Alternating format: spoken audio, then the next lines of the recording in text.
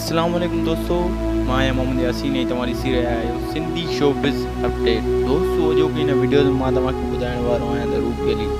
दोस्तों रूबी अली जो जेको कुछ ॾींहं पहिरियां जो वीडियो वायरल थियो हुयो, तमामु घणो फ़ाहिश ऐं गंदो वीडियो हुयो। दोस्तों इन वीडियो बाबति रूबी अली खे अवाम चवणु आहे त रूबी अली तमामु घणी मशहूरु आहे ऐं तमामु घणी मशहूरु एक्टर्स आहे, उनखे अहिड़ा पिक्चर्स करे अञा पाण खे मशहूरु न करणु घुरिजे। दोस्तों जीअं त रूबी अली उघाड़ा कपिड़ा जेके जिस्म ते अधु कपिड़ा आहिनि उहे रूबी अली पाए पई ऐं रूबी अली खे सिधा साधा कपिड़ा पाइणु घुरिजनि। दोस्तों मां तव्हांखे ॿुधाईंदो वञा त रूबी अली जी जेका पिक्चर्स वायरल थी रही आहे, जेका डेथ जी रूबी अली जे मरण जी पिक्चर्स आहे,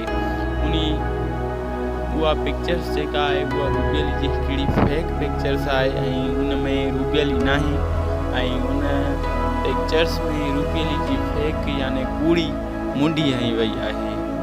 ऐं दोस्तों इन खां अलावा मां तव्हांखे ॿुधाईंदो वञा त रूबी अली ते हिन वक़्तु तमामु घणी फेसबुक जे ग्रुपनि में तनक़ीद हली रही आहे। ऐं इन खां अलावा दोस्तों मां तव्हांखे ॿुधाईंदो हलां त रूबी हिन वक़्तु सही सलामत आहे ऐं हूअ पंहिंजा टिकटॉक वीडियोज़ ठाहे पई ऐं ज़िंदा आहे ऐं हुनखे कुझु बि न आहे थियो।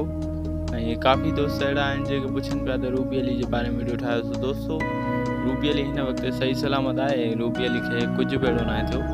ऐं रूबी अली पंहिंजे उन उघाड़े वीडियो मुताबिक़ बयानु ॾिनो हुयो त मूं हिकिड़ो वीडियो ठाहियो हुयो इरशाद जागरानी जे बारे में त मां जंहिंसां फ़ोटो कढां थी इरशाद जागरानी सहे नथो। सो इन वक़्तु जेको हथ जो वीडियो हुयो उहो एडिट थियल हुयो। रूबी अली पाण वीडियो में बयानु ॾींदे चयो त उन वक़्तु मां कपिड़ा ठाहे रही हुयसि ऐं उहो वीडियो मुंहिंजो तमामु घणो लीक थी वियो आहे। दोस्तों मां तव्हांखे ॿुधाईंदो हलां त रूबी अली कंहिं इंटरव्यू में चयो हुयो त मां पंजाब पिणु हुयसि, पंजाब में रहंदी हुयसि, जेका मुंहिंजी मदर टाइप हुई उहा पंजाबी हुई ऐं मां पंजाब मां अची सिंधी सिखी ऐं सिंधी चैनल ते कमु कंदे मूंखे तक़रीबन 10 खां 15 साल थी चुका आहिनि ऐं हिन वक़्तु मां धड़ाधड़ सिंधी चैनल ते कमु कयां पई।